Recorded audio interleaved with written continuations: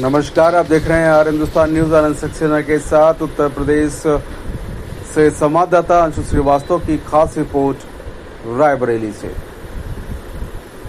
रायबरेली जिले में बैनामों में हो रही फर्जीवाड़े पर रोक लगाने के लिए नया नियम लागू कर दिया गया है।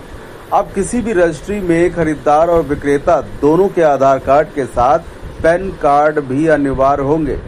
नए सिस्टम के तहत क्रेता और विक्रेता के आधार कार्ड से जुड़े मोबाइल नंबर पर ओटीपी आएगी। ओटीपी सत्यापन के बाद ही आवेदन पूर्ण माना जाएगा। इसके बाद पैन कार्ड का भी सत्यापन किया जाएगा और केवल सफल सत्यापन के बाद ही रजिस्ट्री पूरी की जा सकेगी। साथ ही कृषि विभाग से संबंधित बैनामों में अब यूनिक आईडी अनिवार्य होगी।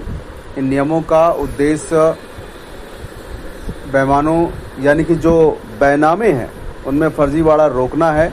ये नियम के आधार पर ये फर्जीवाड़ा रोका जाएगा और ये व्यवस्था कल से जिले के उपनिबंधन कार्यालय में लागू कर दी गई है। उपनिबंधन ब्रजेश पाठक ने बताया कि इस कदम से रजिस्ट्री प्रक्रिया पारदर्शी होगी और फर्जीवाड़े पर अंकुश लगेगा। सब रजिस्ट्रार ब्रजेश पाठक द्वारा अवगत कराया गया। फिलहाल आप सुरक्षित रहिए, जुड़े रहिए आर हिंदुस्तान से। नमस्कार। करी गई है पैन कार्ड को लेकर, क्या है मुहिम का उद्देश्य?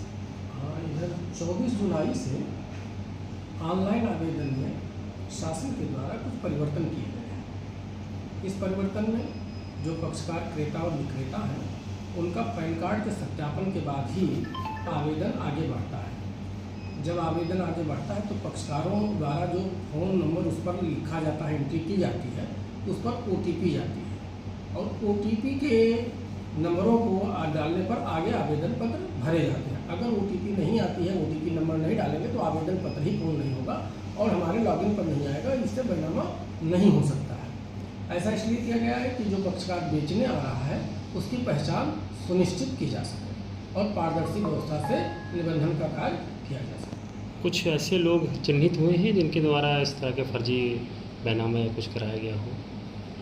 लोग एक प्रकरण संज्ञान में आया था तो उस पर मुकदमा पंजीकृत है और उसमें कुछ लोग जेल में हैं। वो आधार में टेम्परिंग किया था। हम एक बात और बताना चाहेंगे, अभी जो कृषि बैनामे हमारे यहाँ होते थे उसमें यूनिक आईडी नंबर पड़ती थी राजस्व विभाग के द्वारा जो उपलब्ध है घाटा नंबर की, और ऑनलाइन म्यूटेशन के लिए तहसीलदार के पोर्टल पर चला जाता था। लेकिन जो आकर्षक बैनामे होते थे जिसमें घाटा पड़े रहते थे वो ऑनलाइन नहीं जाते थे। उनकी भी व्यवस्था लागू कर दी गई है। ये डॉक्यूमेंट है। आकर्षक अगर हमारे यहाँ ऑनलाइन भरते हैं और यूनिक आईडी डालते हैं तो वो भी डॉक्यूमेंट म्यूटेशन के लिए अब ऑनलाइन राजस्व परिषद के पोर्टल के माध्यम से तहसीलदार के पोर्टल पर दिखाई देंगे और ऑनलाइन म्यूटेशन उनका हो जाएगा। ये भी व्यवस्था लागू की गई है कि पक्षकारों को दौड़ना न पड़े और आसान हो।